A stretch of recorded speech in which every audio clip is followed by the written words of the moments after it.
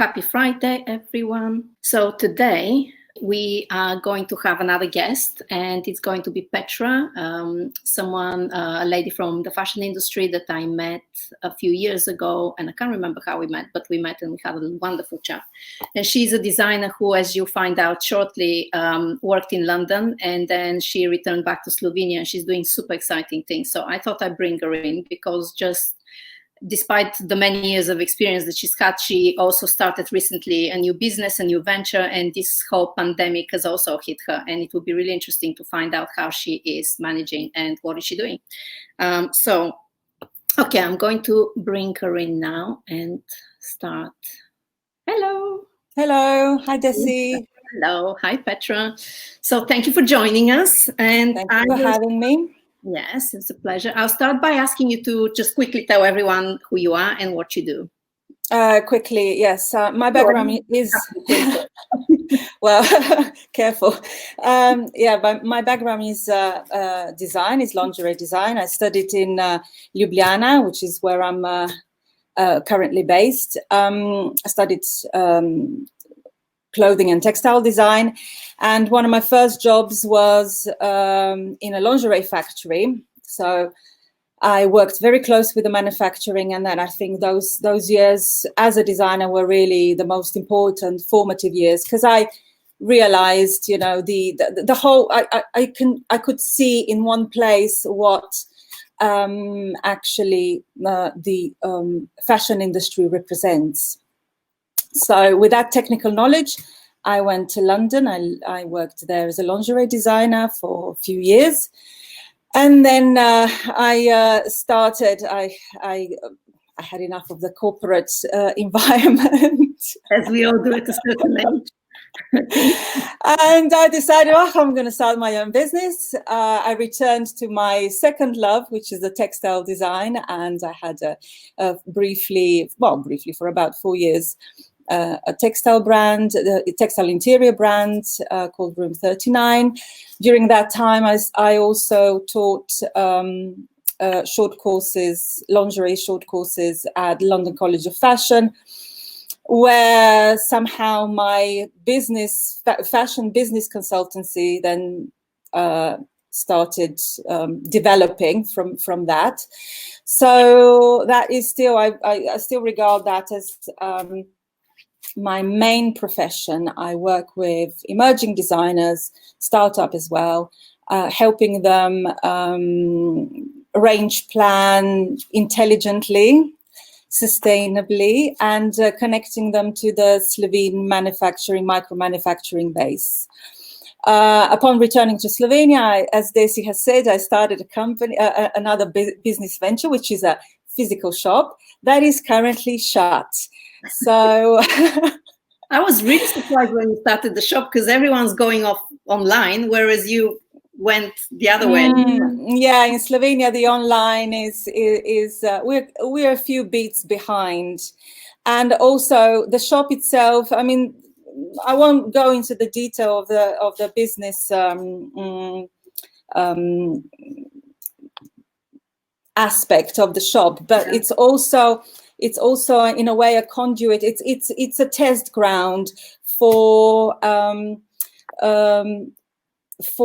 the, how should I put it, as a communication vehicle, let's say, between designers, in a way, the textile industry and what general textile industry in Slovenia, and you know, as a general term, yeah. And how we are perceived by the public. So in a way, we welcome anybody who comes through the door. We give them a whole presentation of all of the designers that are featured in our shop, and also we ask questions about what their core values are in terms of in their spending habits. So so this is one of the focuses, is really understanding how in order to understand and prepare for how the future of retail is where it's going, being physical or online retail, we need to understand how the spending habits of the public and specific segments of the public are changing with times as well. So considering environmental impact of fashion, that all of a sudden has become a topic where before it was, it wasn't talked about. So all of this influences sustainability, obviously, and the virus right now. All of this will influence how people how will people manage their disposable income if they're going to have any. I think they will, but yeah, they will. Some people always will. For sure it will change, and we'll touch on this in a second. But what are you doing in the meantime? So you've shut your doors. Yes, I've shut my doors and I've gone online. You had a website before, so yeah, I did have a website before. I mean, the bulk of my business is face to face. Yes, working with welcoming customers, and building a personal rapport, which always helps when you're taking things online as well, because you build trust with your customer.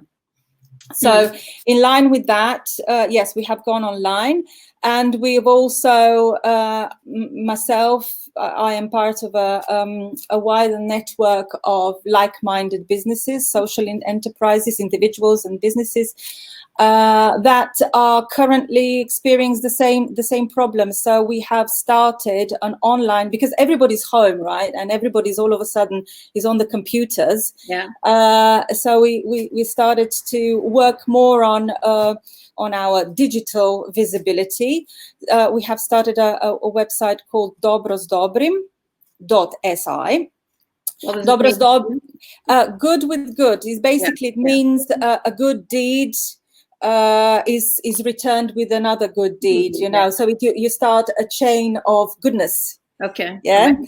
But Dobros Dobrim is also a brand that it's like a label that we have been developing for some time, and we were going to kind of launch a bit more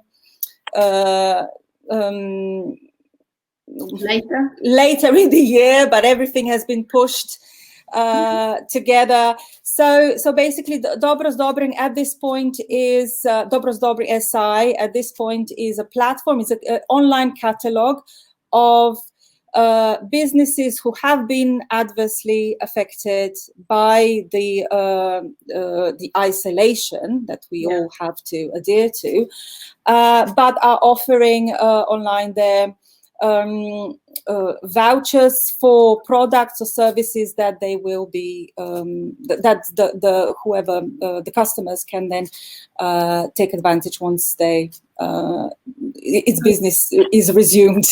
But so you're kind of creating a network of businesses, giving them visibility and encouraging people to invest in the future. Yes, exactly that. Yes, exactly that. And the network, we are not discriminating at all, but we do see that among the businesses that are currently on the platform, and we invite others to join. Obviously, it's a very local initiative, but we see that they have a very strong social aspect. These are shops or galleries which are building communities around them, or they have a very sustainable sustainable ways of manufacturing and so forth. So they are an interesting bunch. So how are you promoting this? What's the response so far? How are you managing for that? Well, we are promoting the usual ways. We're promoting through the social media. We only launched about 3 days ago. Yeah, something like that. We are promoting through our channels, but again, it's not just about promoting businesses, but it's about promoting not a philosophy, but virtues in terms of getting people to think about who they want to support. New form of values and new form of economy. Yes, thank you. Yeah, that's exactly what I meant. Yeah. So how do you think, I mean, if you're doing this, how do you think, you obviously must have an idea how after this pandemic the world will be like? I think it will be different. It might not be like an immediate black to white, but there will be changes, right, throughout the industry, throughout the economy. Well, well, you know, I've been thinking a lot these days about that. Of course, all of us are, and there is this line from, I think, The Tale of Two Cities of Dickens. It was the best of times and the worst of times, or maybe it's the other way around. And that's how I see the situation. You know, sometimes everybody in their life has experienced a rock bottom moment which forces you to reevaluate your life and everything in it. Yeah. So I think as businesses, as individuals and businesses, we are actually going through this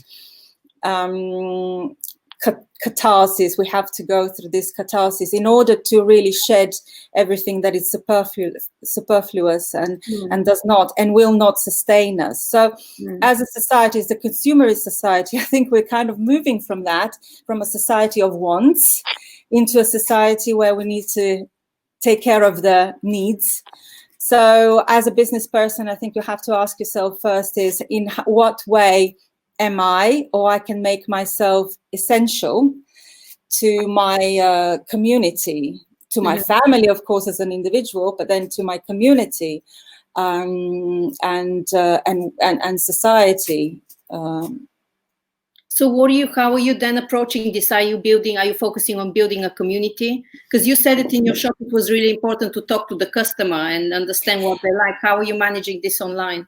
Well, through social media, of course, some of them, you know, we keep in touch. We still Instagram.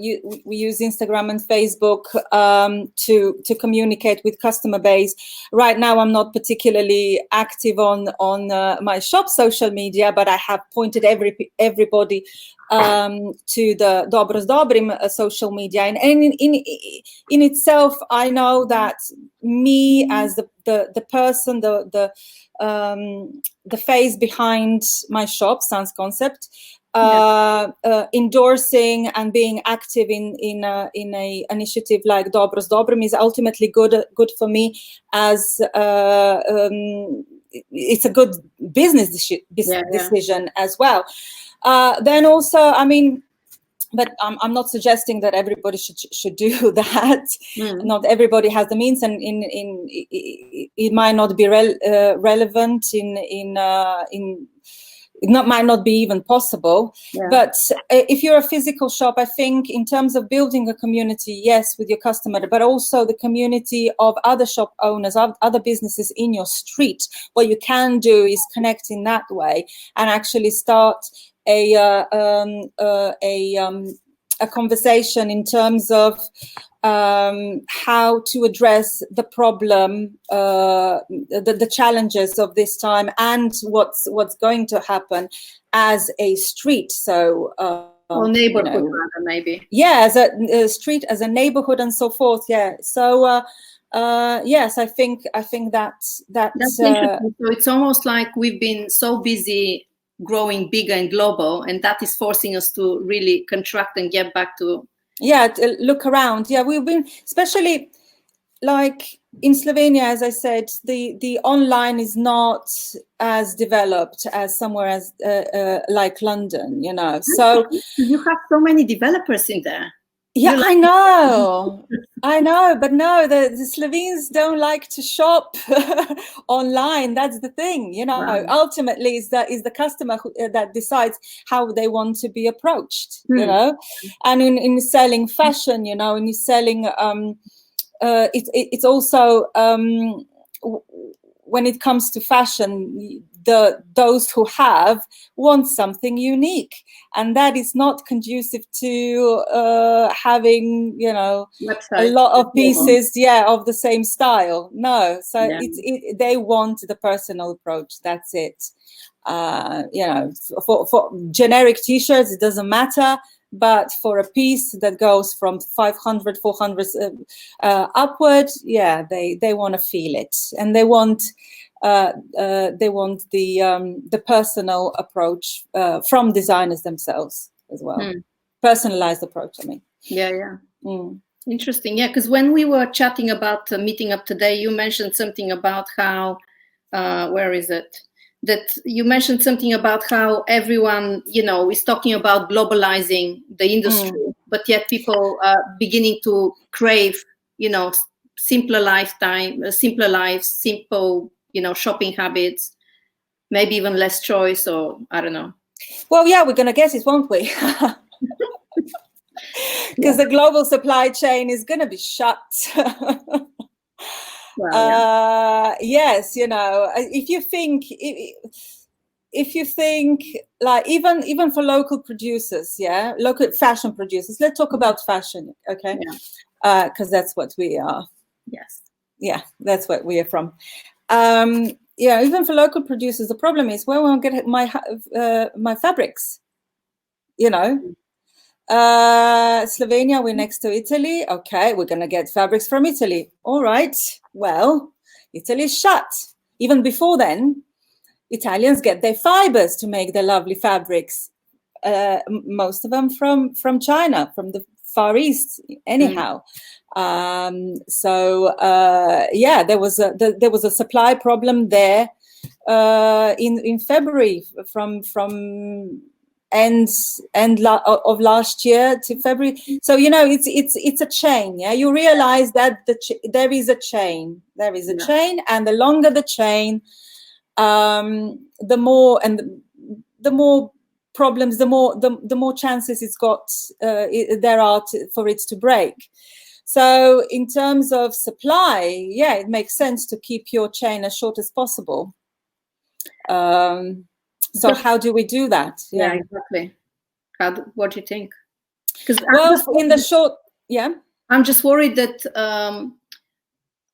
let's say at the moment, but you can't get everything in Slovenia. Slovenia is a tiny little country, so you can in the future get everything from, let's say, around Europe, etc. But it's at a certain price point, and not every label can be a luxury label in order to sustain manufacturing from within Europe. Well, see, the thing with Slovenia, yes, it's tiny, but it's got a very diverse industry, luckily. Yeah. We're one of those countries that we have not completely outsourced all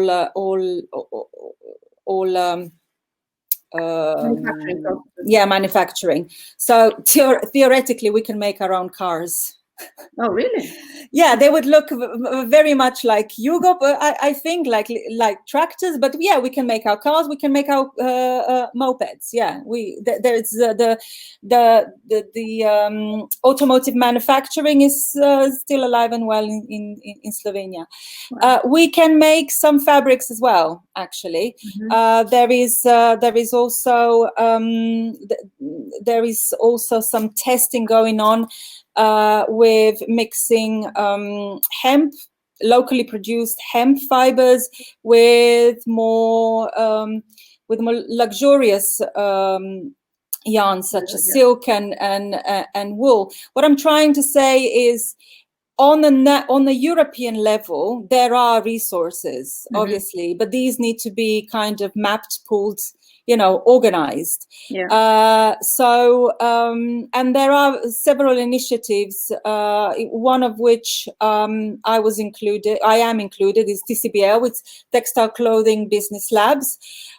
This was a Horizon 2016, I think it was a project financed. It's basically to create a network of textile factory service providers, institutes, anybody and everybody that can contribute to re-envisage, let's say, the textile industry, the European textile and fashion industry for the future. Yeah. So that we are less dependent on services, on raw material coming from outside, and it's based on innovation and sustainability. And what I think it's most important from my perspective based on inclusive society, promotes inclusive society, because textile industry, like a lot of other traditional industries, they have great employment potential for specifically those groups of population which are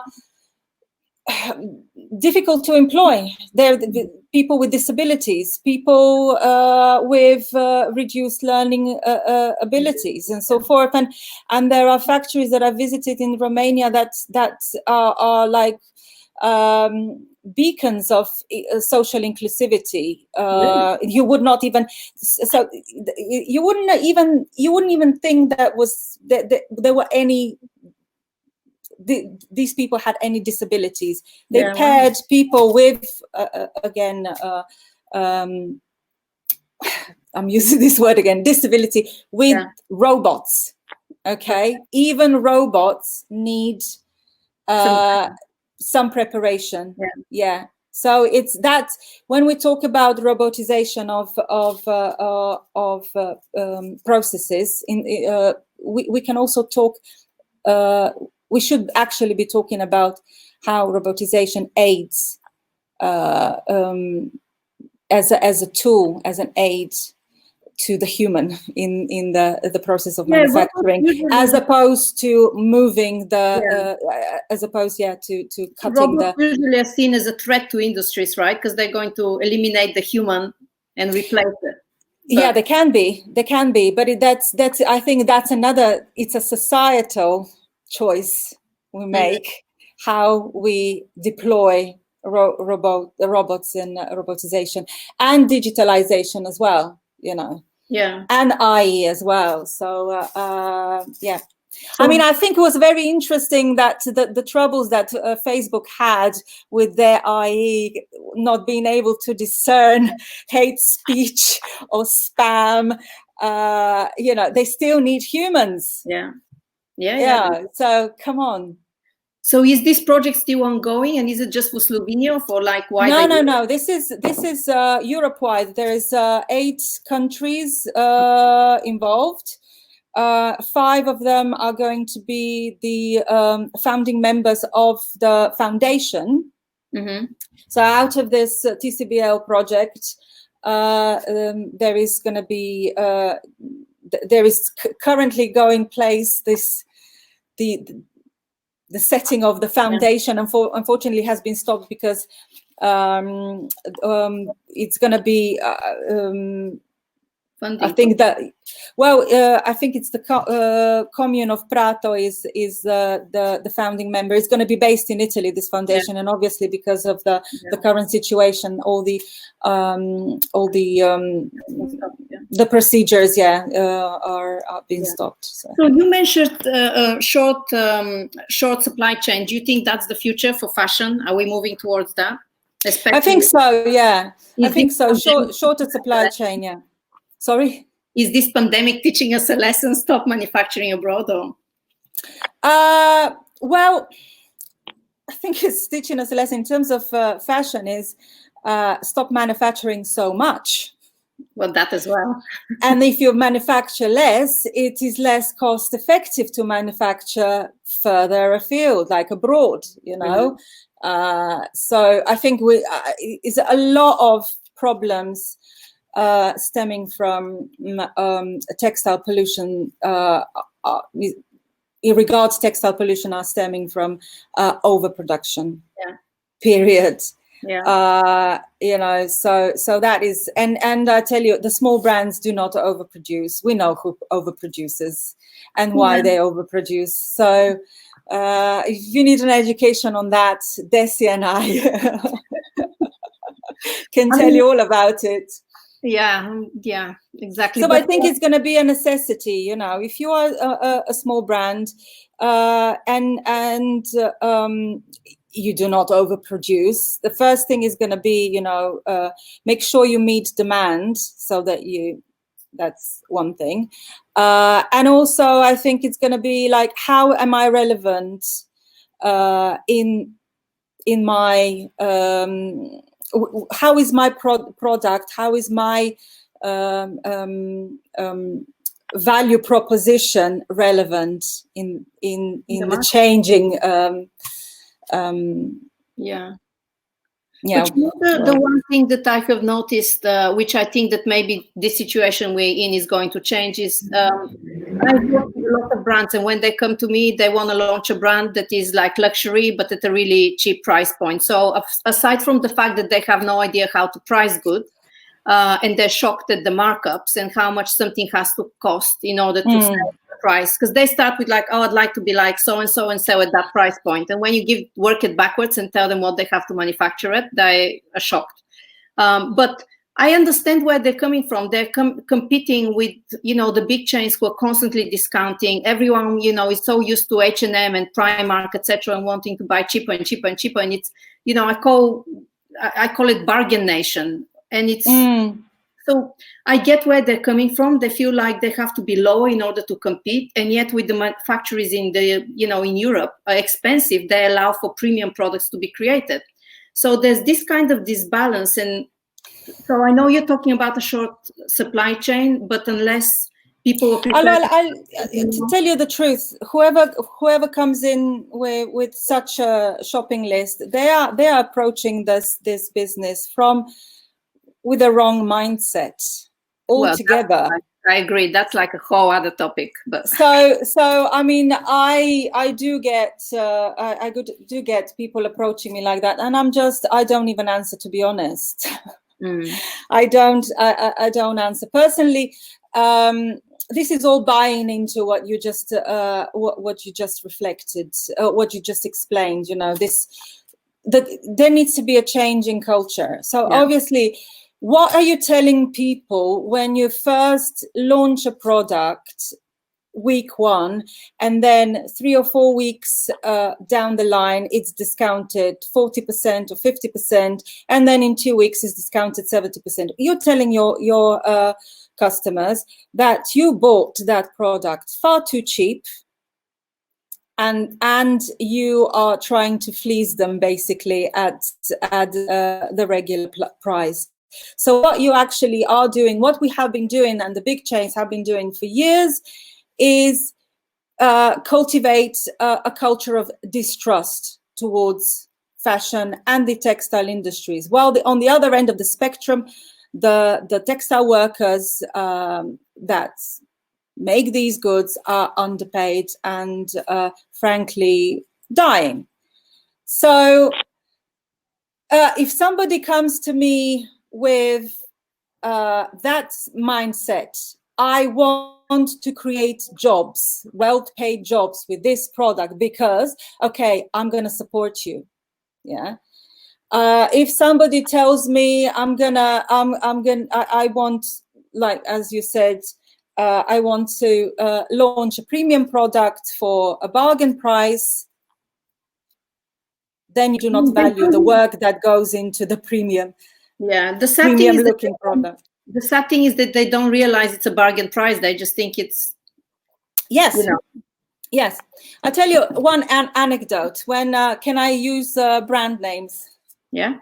Okay. All right. Well, I worked for Marks and Spencer, a supplier to Marks and Spencer, and we had a T-shirt bra that we supplied to Marks and Spencer for £3 something. And Primark opened, and oh my God, I was tasked to go to Primark and see how could they possibly be selling a similar product, T-shirt bra, to the public for £3.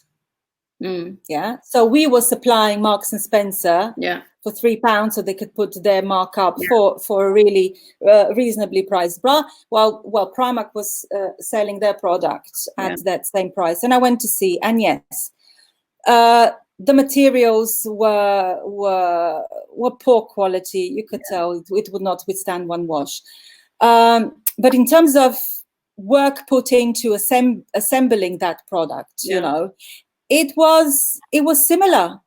It was I could not say there would be any saving there. The saving was in the materials, but not in the labor. Labor is labor. Labor costs are fixed. Okay, they vary from country to country. All right, in In Europe, let's say the cost of manufacturing of an item, 50% is labor. In China, maybe 30% is labor, and so forth. But still, it's a considerable cost, manufacturing cost. Part of the product, yeah. Part of the product. So this is the first question you have to ask yourself: how can they afford to make it this cheap?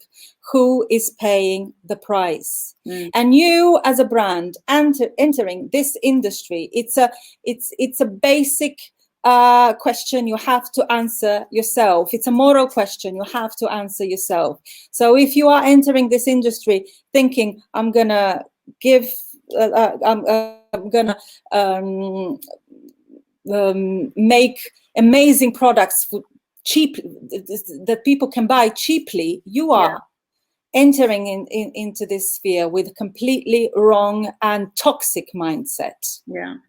But you know, I get it, but I think that the social media and all this overhyping of success has made everyone think that they can, you know, success means having big turnover, massive company, whatever. And that's where everyone is aiming to get to, right? So when they launch a brand and they start struggling and it's going really slowly, because that's the reality, it's a marathon, it's not a race, they think they're not successful and they can't, you know, and they're getting pushback from customers on the price, the way they've priced it properly. So they start reducing and despairing. And so, I mean, one thing I've been thinking is that I think that we are entering an age of multi-passionate people where you're no longer going to have one job unless you're working for civil service or somewhere else. But if you want to have a good living and be creative, maybe you can't just depend on one job, on your brand. Your brand maybe is your passion project that brings in some money, but you do something else and something else. And but that's the thing. I mean, I do tell my clients, don't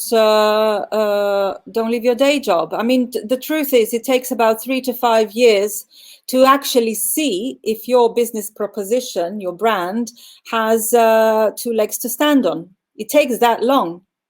You know, it is written in books as well about how to start my fashion brand. It actually does take that long. So the idea that you could live off it like the first or the second year, it's unrealistic at best. Cheap fashion is bad.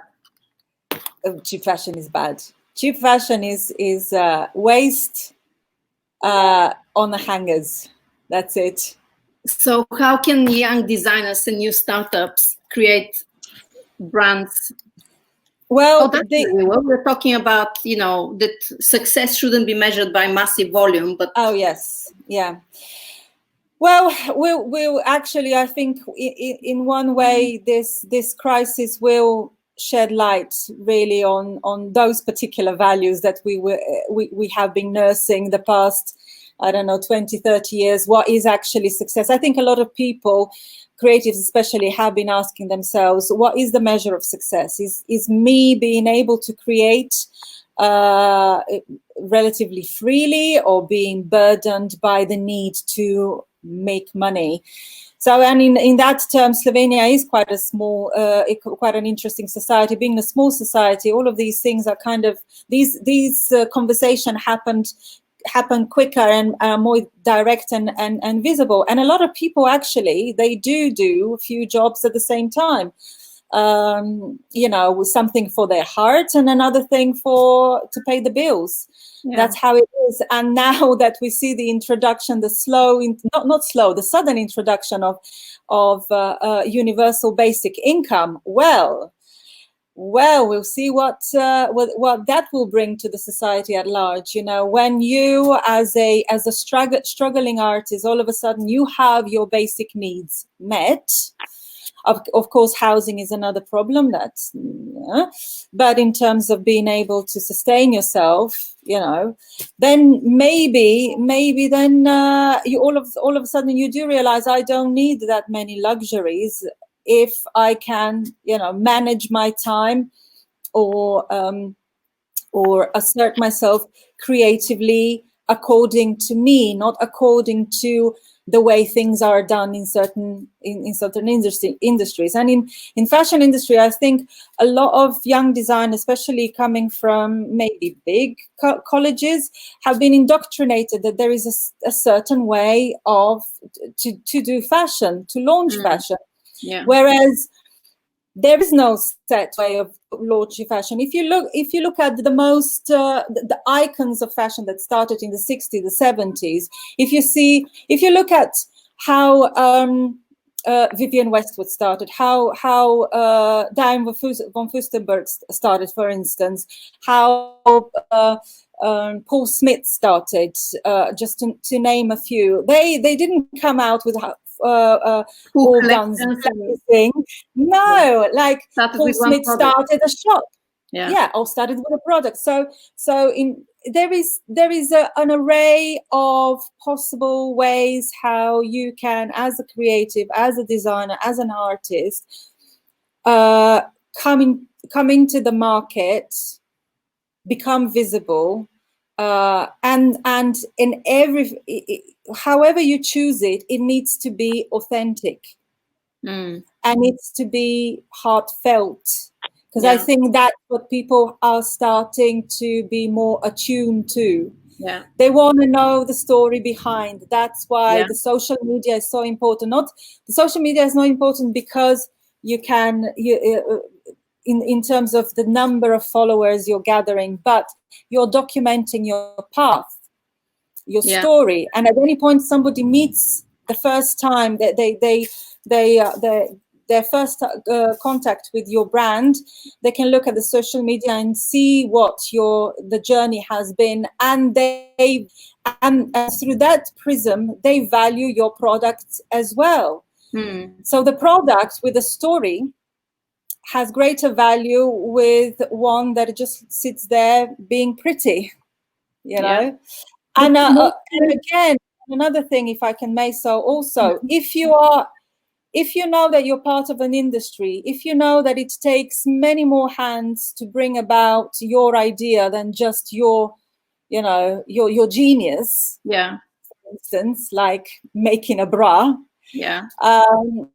you celebrate those hands, you celebrate their input. They are all par with you. There is no reason why you should have like 10% more, 10 times more financial benefit than the people who help you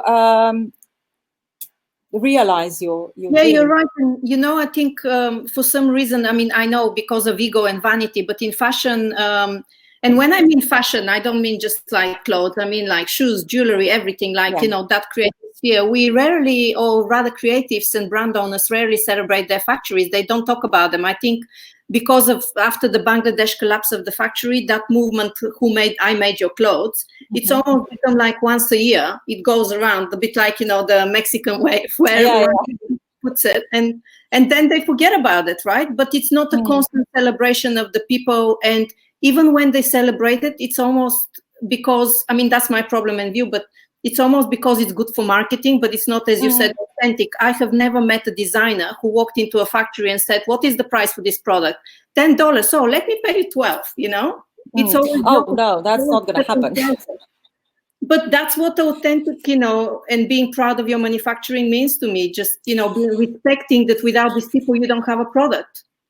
But also maybe is when we're talking about shorter supply chains, maybe the designers will have no choice but having to employ seamstresses in order to produce their micro collections, because they won't find factories. I work with Slovene factories and they're great when it comes to minimums. There are certain ones, they say, oh, we can make 1, we can make 5. And I'm like, no, I'm not telling that to my clients because they will abuse that. But I think when you're thinking of starting a brand, and investing into a brand, you need to think about investing in the first, the early manufacturing as well. Because if you're paying somebody to make you a flashy website, if you're paying somebody to come up with, to do your branding, so your position globally, just the right way. You're thinking of paying somebody on the PR. Surely you should be investing in paying somebody to make that product sell itself so good you lick your hands, you know. So sorry. With the food analogy, but you know, food and fashion has a lot in common. Ultimately, everybody needs to nourish themselves, and everybody needs to wear clothes. You know, we'll never go naked. So in terms of, so there are certain lessons that that we can take from the food industry, how that is changing, you know, how the promotion of craft this, you know, home baked this and that and the other is actually changing the way the value perception in customers. And the same is going on in fashion as well. When I speak to my customers and they tell me, you know, we love coming back because, of course, we are always welcomed with a nice story and whatever, but because we can, you offer authenticity, you know, you support two of the designers that I have in the shop. They actually employ seamstresses themselves. They have them in employment. They are responsible to pay their wages, you know. So that's what and these are the sort of things that more and more people are valuing. If you value your own time, you know, if you value your own work, surely when you are presented with the work that goes into this and that and the other, you will see value in it. And, you know, you don't have to pay more than what is asked, but you pay what is asked and you do not bargain. I mean, you can, I agree with you. I think you can question and find out if it's too expensive. You can question what is the major contributor to the cost, how to reduce it. And as part of that questioning, understand the process and educate yourself rather than... understanding the process. So you need to be, it's the knowledge gap, the most... and I'm in a way I understand, but I'm angry at fashion education institutions. They do not provide the technical knowledge.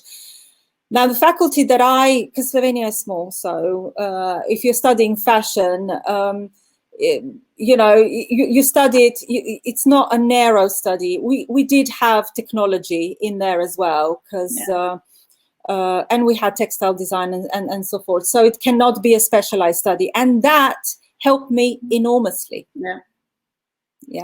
To understand, to be equipped to understand the processes of manufacturing. And then my personal experience as well for the first 3 or 4 years of my working experience, well, that really brought it home all the way, because every morning I had to walk past the line, manufacturing line, past the seamstresses. And if I designed something that made their work hard, I would hear it. I mean, in India, for example, in the colleges, in the main institute that teaches fashion, they have to, in the summer of one of the years, for 3 months, intern at a factory. And I thought that was eye-opening. Germany has a really strong technical base, but a lot of countries just place, you know, value on creativity and self-promotion. And it's almost like I don't want to be disrespectful, but it's almost like they fill the heads of students with, you know, hot air, and they let them stars, clueless. And mind you, you need that as well. You know, you need to be brazen in order to go out into the world and carve a space for yourself. So it's one and the other. I would just welcome a more balanced system, where's the practical work. I mean, I must question also, like, why do you need a fashion course to last 3 years? Or, you know, it could be done, the theoretical part could be done in 1 year. It's really, and what, you know, the theoretical part could be mainly about the history of fashion and so forth. And whereas the practical is done through internships, through not the internships, what's the word? Yes, through apprenticeship with factories directly. Yeah, which could be government sponsored.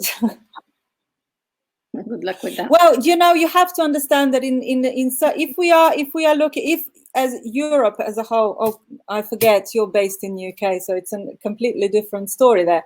But if they prioritize the textile industry as strategically one that they want to develop, obviously government subsidies is one way of promoting that, especially with the new generation. If that is exactly the one of the main problems of textile industry globally, I think as well, is the lack of workforce, trained workforce. I mean, how do you incentivize I think that? we have to, contract and get back into smaller, manageable. Manageable industries, and source from close to home and stay within our continent, rather than, they would have to invest in. Well, yeah, I mean, but then on the other hand, there is still there are still opportunities where we can globally learn from each other. So yeah, in terms of deployment, in terms of nurturing our local natural resources, definitely try and make the impact as least harmful as possible. But in terms of what we can share globally is best practices, and also let's not forget that the idea travels easily, so if you want to be a global brand, for instance, you could have dispersed manufacturing. If you want to enter as a UK brand, you want to enter the Far Eastern market with your brand, you can do it through collaboration with the local manufacturer, with the local designer, whatever, with the local shop, in a way, and you organize manufacturing there, and it's probably will have slightly different identity look to the native one, because there are different resources used there, for instance. So if you think Europe has the possibility to develop hemp-based yarns, for instance, which is very sustainable as a source, or no, I'm not going to go into that. That's a completely different conversation there. But somewhere like India, of course, is a huge cotton manufacturer. So you could have the same design, let's say, outwardly the same design, produced differently, from different raw materials. So, and then we also, if we're talking fashion broadly, and we're talking about footwear, for instance, I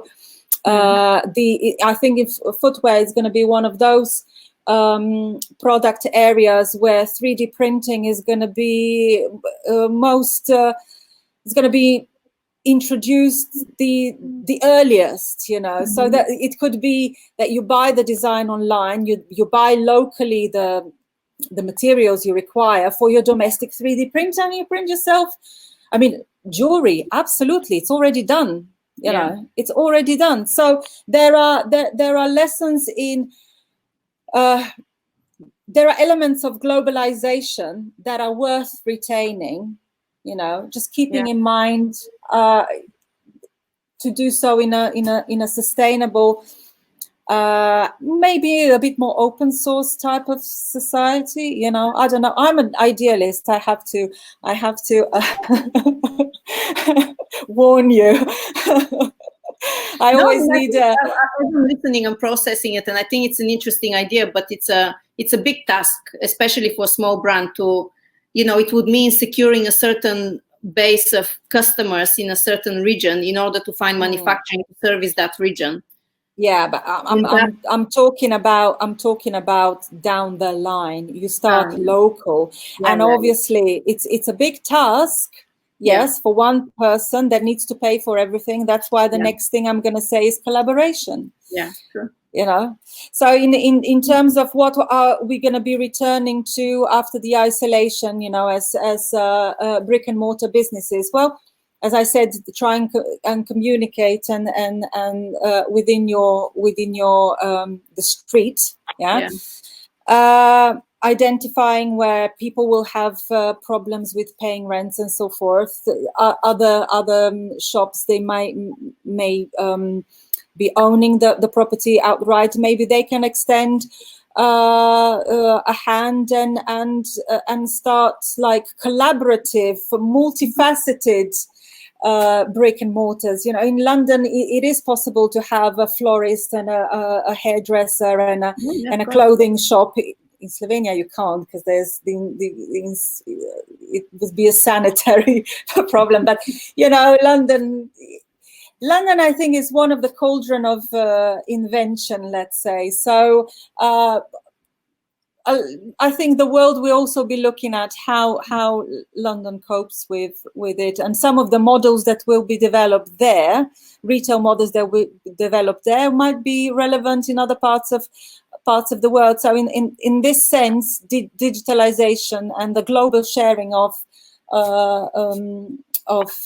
news and as I said, best practices, it's definitely something worth upholding.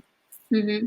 But do you think if there's less travel after this, that more of Eastern Europeans and Slovenians will go online? Because a lot of them probably now via traveling go and buy from brick and mortar what they want, no? Well, yeah, there's still be, well, it really depends how long this whole thing is, isolation is gonna last. Our grocery shops are still open. Yeah. All essential services are closed, obviously. If it's going to persist, then I don't know. In terms of clothing, you know, how long does your supply of clothing last? You know, what's the first thing that you're going to have to replace? Because what's going to be. It's not, as I said, it's not going to be a purchase out of want, maybe, you know, but it's going to be out of need, you know. So I cannot tell. Yeah, maybe it will drive people towards online more, probably. But if it's going to be considerate, I do not know. Interesting. Well, we should be watching this and see how it develops. Yeah. Cool. Let's wrap it up. Any final words of advice? Words of wisdom? No, I think I've said all and more, I think, that I could possibly express at this moment. In any case, I would like to say hello to pozdrav vsem Slovencem, to the Slovenes if they are following. Otherwise, you know, my channels, I think you have posted the links to my yeah. So if any, I'm happy to answer any questions further on my own channel. So is there any initiative that you would like support with that we can promote in the community and get support for you? Well, yeah, dobro z dobrim .si, dobro z dobrim.si. Okay. So even though it's Slovenian, it's still... even though it's Slovenian, I know. But maybe that could be an idea for people, maybe as one of the ways to organize and support each other, really, and communicate. Maybe one of the things that people could do is, it's all in Slovene, but you can use Google Translate and read some of the messages, the text, basically, what the motivation behind is. It's much deeper than just pure survival. It is on a level of changing the mindset. Mm-hmm. I think that definitely needs to change. I don't know what it will take, but it needs to change. Cool. We can only try. I know where we are, aren't we? Okay, well, thank you so much. Thank you for having me, Desi. Pleasure. And we'll continue with this in different modes of, you know, conversations. We'll keep going. Yes, yeah. Okay. Thank you. Thank you. Bye-bye. Bye.